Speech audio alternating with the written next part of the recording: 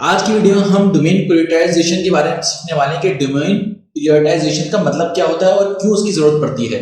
सबसे पहले हम iOS 14 की बात करते हैं। iOS 14.5 क्या चीज है और इसकी अपडेट से पहले क्या चीजें होती थी और इसके अपडेट के बाद क्या चीजें होने लगी हैं। तो डोमेन प्रायोरिटाइजेशन की चीजें हम समझते हैं।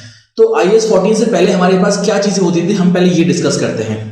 तो अब आप देख सकते हैं यहाँ पर हमारे पास, जब हम iOS 14 से पहले की बात कर रहे हैं तो हमारे पास डिफरेंट इवेंट्स होते थे। कोई भी हम वेबसाइट पर कोई भी हम सेल्स की कोई चीज बेच रहे होते थे तो हम डिफरेंट इवेंट्स चलाते थे। हम पेज व्यू का चलाते थे, कंटेंट व्यू का चलाते थे, उसके बाद ऐड टू कार्ट का चलाते थे, इनिशियल चेकआउट और परचेज। अगर आपको इसके बारे में नहीं पता तो आपको पहले ये चीज सीखनी पड़ेगी कि फॉर एग्जांपल कोई हम वेबसाइट बना रहे हैं तो उसमें हम डिफरेंट कन्वर्जन इवेंट्स हैं। ये बेसिकली सारे इवेंट्स हैं। कोई भी फॉर एग्जांपल मैं कोई प्रोडक्ट बेच रहा हूं अपनी वेबसाइट पर, तो जब कोई मेरी वेबसाइट पर आता है तो पेज व्यू का बटन क्रैक हो जाए, कंटेंट व्यू का हो जाए इवेंट, उसके बाद ऐड टू कार्ट का हो जाए, चेकआउट इनिशिएटेड परचेज का हो जाए। ये डिफरेंट हमने इवेंट्स अपने वेबसाइट पर सेटअप किए होते थे। बेसिकली ये फेसबुक पिक्सल के थ्रू सेटअप होते थे। तो iOS 14.5 से पहले क्या होता था, कोई बंदा पेज व्यू पर आता था तो वहां पर पता चल जाता था हमें। इसी तरह कंटेंट व्यू पर, इसी तरह ये सारे इवेंट्स पर जो बंदा आता था ना, हमें पता चल जाता था। लेकिन iOS 14.5 के बाद क्या हुआ, यहां पर हमारे पास डाटा आना बंद हो गया। क्यों? अब मैं आपको रीजन बताता हूं। बेसिकली हुआ क्या कि iOS 14.5 की अपडेट के बाद जो एप्पल की यूजर्स है ना, उसमें क्या हुआ, एप्पल की कंपनी ने जो एप्पल के यूजर्स हैं उनको एक मशवरा दिया और उनको ये बात दी कि आप अगर आप चाहते हो कि आपको कोई फेसबुक का एड्स ना दिखे तो आप उसको बंद कर सकते हो। तो बहुत सारे लोगों ने इस पर इसके हक में आंसर दिया और इसके हक में जवाब दिया। मतलब क्या हुआ, उन्होंने ये एग्री करा कि हमें फेसबुक के एड्स जो हम देखना चाहते हैं ना, हमें सिर्फ वो दिखे, उसके बाद ना दिखे। तो उससे क्या हुआ, जब कोई हमारा iOS 14 का बंदा, मींस कोई एप्पल वाला बंदा, कोई भी एप्पल यूजर जो हमारी वेबसाइट पर आता था ना, तो उसका जो भी चीजें थी, जो भी विजिट हमारी वेबसाइट पर हमें iOS 14 से पहले दिखता था वो दिखना बंद हो गया, डाटा बंद हो गया आना। तो फेसबुक भी जाहिर सी बात है बड़ी कंपनी है। अब फेसबुक ने क्या किया, फेसबुक ने एक सॉल्यूशन निकाला। फेसबुक ने क्या कहा कि आप जो है ना, डोमेन वेरिफिकेशन के बाद डोमेन प्रायोरिटाइजेशन कर दो। मतलब आप मुझे ये बता दो कि आपको सबसे ज्यादा चीजें चाहिए क्या, सबसे हाईएस्ट प्रायोरिटी पर आपका कौन सा इवेंट होना चाहिए। मैं डायरेक्ट आपको वो डाटा निकाल कर दे दूंगा, चाहे आपकी वेबसाइट पर कोई डाटा आ रहा हो नहीं आ रहा हो, लेकिन आपको जो हाईएस्ट प्रायोरिटी का डाटा है ना, जो हाईएस्ट प्रायोरिटी का इवेंट है, मैं वो निकाल कर दे दूंगा। तो मुझे आप सिर्फ ये बता दो।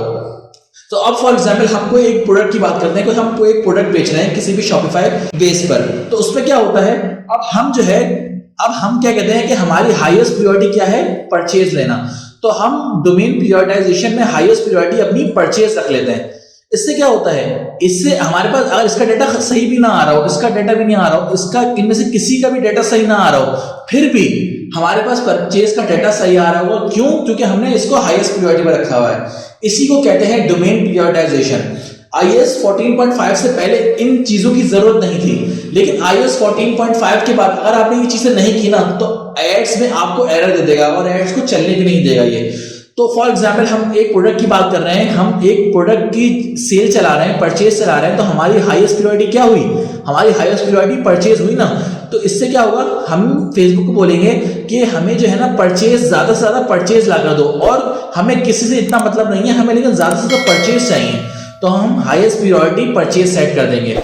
उसके बाद लीज, इससे कम कौन सा होगा, चेकआउट इनिशिएटेड। फिर उससे लीज प्रायोरिटी में कौन सा होगा, add to cart, content view, page view. मतलब आपने हाईएस्ट प्रायोरिटी से लोएस्ट प्रायोरिटी पर जाना है।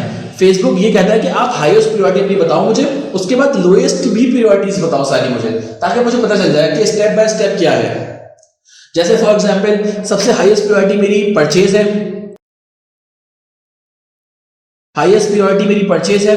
उसके बाद फिर मेरी चेकआउट इनिशिएटेड है, मींस कोई बंदा परचेज ना करे, लेकिन उसके बाद फिर हाईएस्ट प्रायोरिटी क्या हो गई मेरी, चेकआउट इनिशिएटेड हो गई, फिर ऐड टू कार्ट हो गई, फिर उसके बाद कंटेंट भी हो गई। इसी तरह लीस्ट प्रायोरिटी पर। तो ये सब सेटअप कैसे करते हैं, सबसे हाईएस्ट प्रायोरिटी में कैसे सेटअप करते हैं, उसके बाद लीस्ट प्रायोरिटी में कैसे सेटअप करते हैं, ये मैं आपको बताने वाला हूं। इससे पहले अगर आपने पिछली वीडियो नहीं देखी डोमेन वेरिफिकेशन की, तो वो जरूर देखें। क्यों?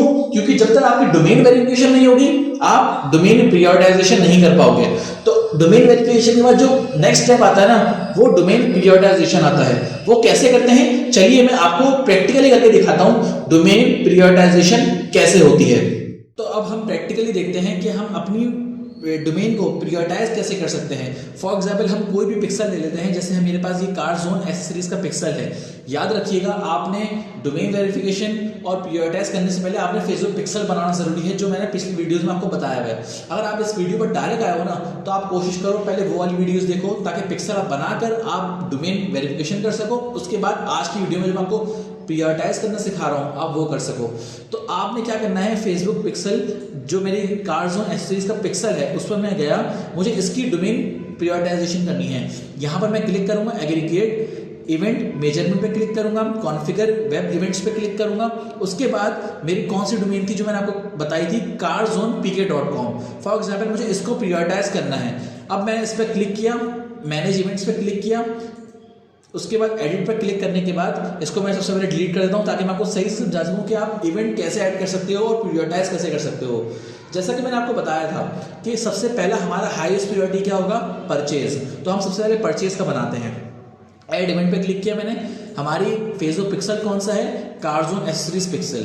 चूज इवेंट, इवेंट क्या है हमारा, हाईएस्ट प्रायोरिटी क्या है, यहाँ पर हमारा परचेज है। तो परचेज जहां भी आपको दिख रहा है, परचेज आप इजिली क्लिक कर लोगे परचेज पर। परचेज पे मैंने क्लिक कर लिया। उसके बाद हमारा इससे लीस्ट प्रायोरिटी कौन सा होगा, हमारा होगा checkout initiated. Checkout initiated same pixel मैंने कनेक्ट करना है, car zone accessories pixel checkout initiated. मैं सर्च कर लेता हूँ, इनिशिएट चेकआउट पे क्लिक कर लिया, दो हमारे पिक्सल रेडी हो गए। उसके बाद इवेंट पे क्लिक किया मैंने। इसी तरह मैं सारे प्रियोरिटाइज कर दूंगा।